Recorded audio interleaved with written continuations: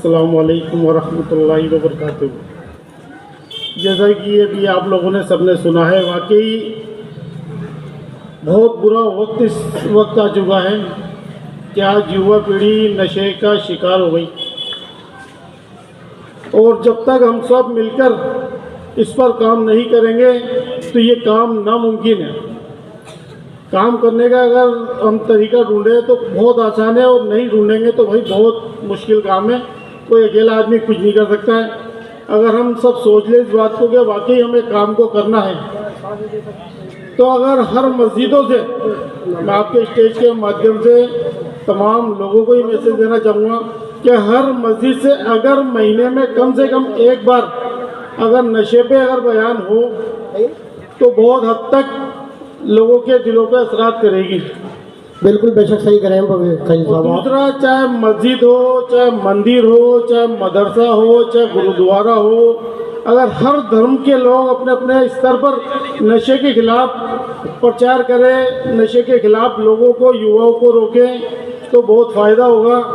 और जैसे कि अभी खालिद भाई ने कहा था कि कमेटी 2 साल से काम कर रही है, माशाल्लाह मैं देख भी रहा हूँ बराबर, क्योंकि यहाँ पे हमारी टीम के साबिर भाई भी मौजूद हैं, ये हमारे भाई माजिद भाई भी मौजूद हैं और तुम्हारे इशाक भाई जो प्रत्याशी है, पार्षद प्रत्याशी, ये भी काफ़ी टाइम से काम कर रहे हैं।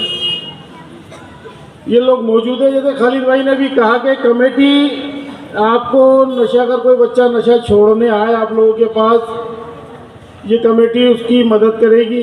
तो मैं आप लोगों को बता दूं कि पिंक स्क्वायर के सामने ये पागल खाना है, मनोचिकित्सालय है, क्योंकि नशे की जो बीमारी रहती है ना, ये मानसिक बीमारी है। हम लोग इनको एक अपराधी समझ के मारते हैं, कूटते हैं। बेशक नशा करना एक अपराध है, मैं मानता हूँ इस बात को, क्योंकि इस माशरे के अंदर जो नशा आ गया, लेकिन अब बेचारा मजबूर है, परेशान हो, नशे पे अगर नशे में लिप्त हो गया वो तो एक मजबूर हो गया, मानसिक बीमार हो गया।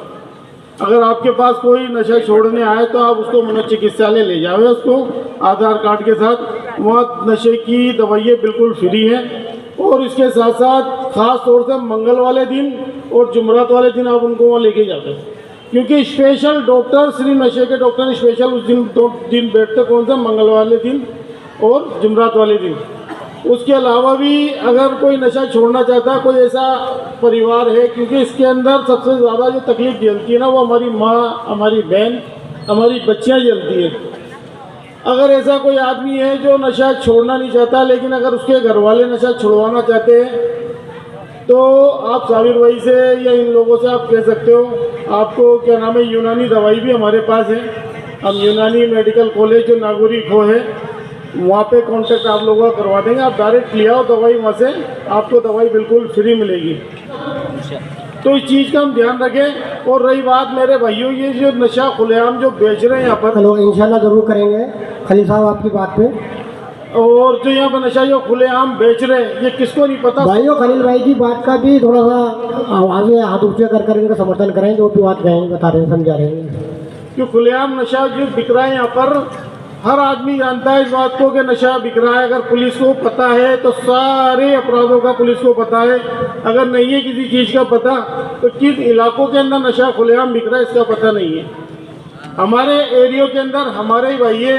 अब जब दुख होता है तो ज़बान पे बात आती है, लेकिन शॉर्टकट में बात कहना चाहूँगा कि हमारे भाई है CLG मेंबर, उनको सब कुछ पता है हमारे एरिया के अंदर कहाँ पे क्या हो रहा है, कौन से घर के अंदर क्या काम हो रहा है, कौन से गार्डन के अंदर क्या काम हो रहा है। अगर नहीं हो रहा है तो इसको ये नहीं पता कि यहाँ पे हमारे एरिया के अंदर नशा खुलेआम बिक रहा है।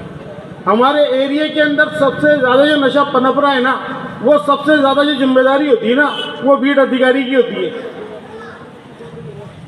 पुलिस काम क्यों नहीं कर रही? क्योंकि हम एक मुर्दार कौम वही पड़ी है इस टाइम।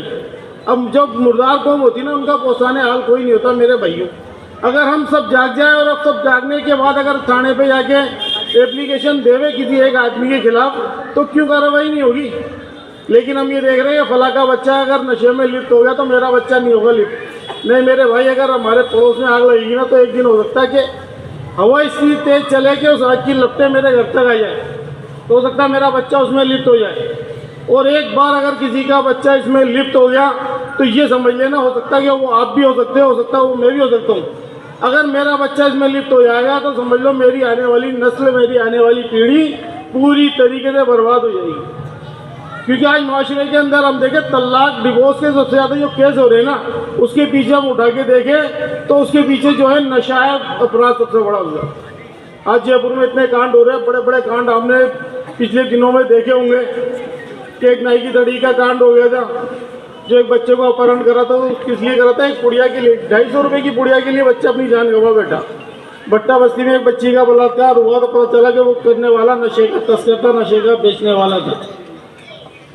अगर हम सब जाग जाएंगे ना भाई, किसी का बच्चा बच जाएगा, किसी का एक बच्चा बचेगा ना तो उसकी पूरी नस्ल बच जाएगी। और अल्लाह क्या क्या मिलेगा हमारे को। तो अब मुफ्ती साहब हमारे पास बैठे, मुफ्ती साहब बताएंगे आपको। इसलिए मैं कह रहा हूँ अगर मस्जिद के ज़रिए से अगर इस एक इंसान की जान बचाने के फजाइल बताए जाए तो उसका बहुत फ़ायदा होगा। और अगर मेरे लायक देखो भाइयों कोई भी काम हुआ ना कि भाई कोई बच्चा आपके साथ नशा छोड़ना चाहता है तो आप बिल्कुल हमारे से कांटेक्ट करें, हम आपकी हर तरीके से मदद करेंगे इंशाल्लाह।